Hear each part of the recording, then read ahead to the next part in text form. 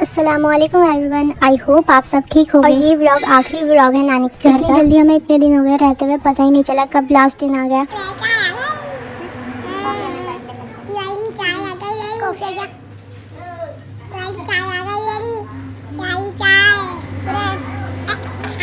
अभी कुछ टाइम पहले हमारी बेबी सिस्टर हमारे साथ घूमने गई थी, तो उनकी तबीयत खराब हो गई, नजर लग गई नहीं। और गाइस, जब भी आपको ऐसा लगता हो कि आपकी ज़िंदगी में आपकी कोई वैल्यू नहीं ना, तो आप सीधा नानी के घर आ जाओ, पता चल जाएगी आपकी कितनी ज़्यादा वैल्यू है। आपको बताती हूँ कि क्योंकि हम लोगों को चाय बहुत ज़्यादा पसंद है, तो मैं सो गई थी और सब लोगों ने चाय पी ली थी दोपहर में और मैंने नहीं पी थी। तो नानी ने सिर्फ और सिर्फ स्पेशल मेरे लिए 1 कप चाय बनाई। सिर्फ नानी के हाथ की मतलब मज़ा आ गया। जो मांग रहे थे एकदम से मिल जा रहा था, बस जुबान से निकालो और वो बात पूरी हो गई। जो मांगो मामू से वो मामू ला देते थे, जो खाने का दिल करता था मामी बनाती दी थी, और नानी भी इतने प्यार से हमारे लिए चाय बनाती थी और सारी हमारी ख्वाहिश पूरी करती थी। मतलब आपको लगने लगे कि हाँ, आपकी भी कोई वैल्यू है, आप भी किसी के लिए इंपॉर्टेंट हो, तो नानी के घर आ जाओ। और यहाँ पे हमारी मामी ने बनाई थी तिरंगा बिरयानी, और मामू ने बताया कि यहाँ पे मतलब घर के बराबर में खेत में एकदम ताज़ी मूली है, तो हम लोग वहाँ पे मामू के साथ में लेने चले गए मूली। होले होले से हवा लगती है, होले होले से दवा लगती है, होले होले से दुआ लगती है ना।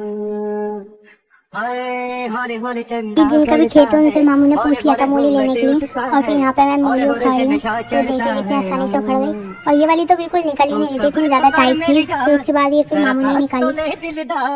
चल फिक्र नु गोली मार यार, है तेरी जिंदड़ी दे चार, होले होले हो जाएगा प्यार, चलिया होले होले हो जाएगा प्यार, होले होले हो जाएगा प्यार। अगर हमने खेत की फ्रेश मूली खाई बिना इंजेक्शन की, और सच में बहुत ज़्यादा टेस्टी थी। लास्ट टाइम हम लोग सबके साथ बैठकर खाना ही खा रहे थे, फिर तो उसके बाद हम लोग घर चले जाते।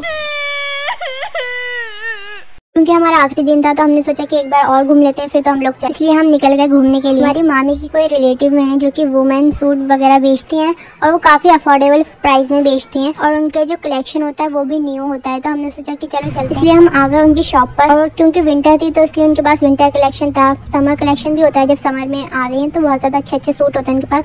तो हम लोगों ने देखा, उनके सूट काफ़ी अच्छे थे और हम लोगों को काफ़ी सारे पसंद आए, तो हम लोगों ने उनसे 2 खरीद लिए।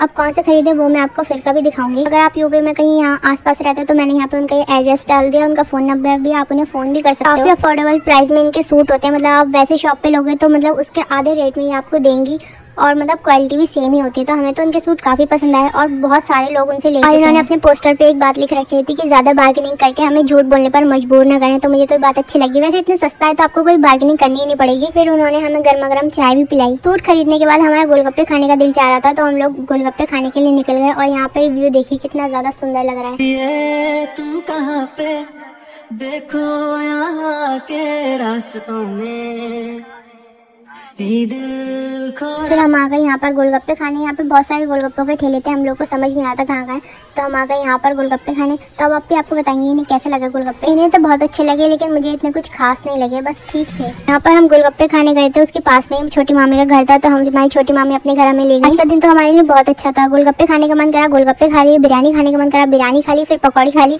मतलब सब कुछ मिल रहा था जो दिल कर रहा था। हमारी तो मौज हो गई थी। फिर हम अपने और रिलेटिव्स के यहाँ भी आ गए, क्योंकि घर वहीं पास था, तो उन्होंने गरम गरम जलेबी मंगाई थी जो कि बहुत ज़्यादा टेस्टी थी। लेकिन पेट इतना भरा था तो इतने ज़्यादा खा ही नहीं गई। हमें बहुत ज़्यादा देर हो रही थी, तो इसलिए हम लोग जल्दी से निकल गए घर के लिए। घर से भी मामू वगैरह के फ़ोन आ रहे थे। हम लोग इतना सोच के गए थे कि हम लोग को इतनी देर हो गई जाएगी, लेकिन हमें काफ़ी देर हो गई थी, तो हम लोग जल्दी से वहाँ से निकल गए जाने के लिए।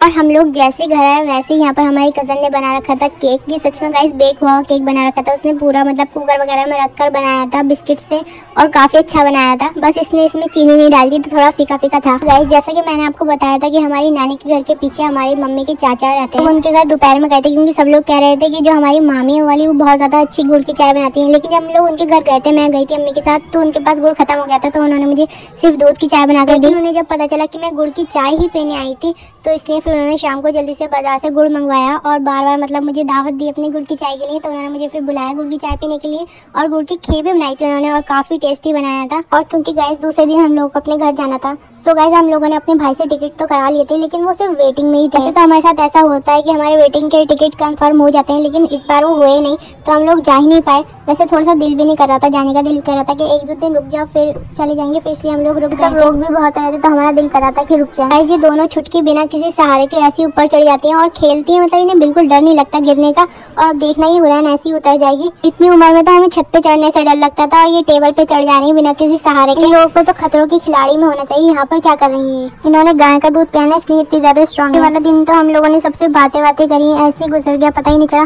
फिर रात में हम सब मिलकर बाहर आ गए। चाय में रोड के सामने चाय पीने में तो बहुत मजा आता है।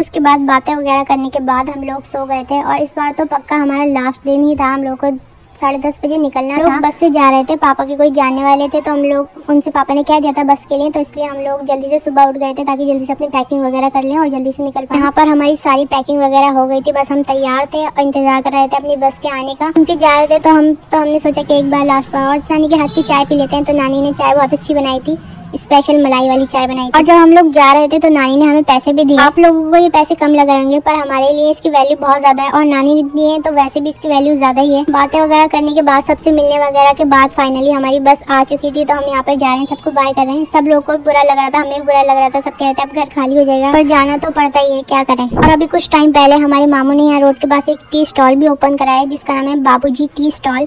अगर आप यहाँ पर हाईवे से कहीं जा रहे हो और आपको ये टी स्टॉल दिखे तो आप यहाँ पर जरूर रुकना और यहाँ की चाय पीना। यहाँ पर आपको स्पेशल कुल्हड़ चाय मिलेगी जो कि वैसे भी बहुत ज़्यादा टेस्टी होती है। और अभी 1-2 दिन पहले इन्होंने एक नई भी डिश लॉन्च करी जो है आलू टिक्की।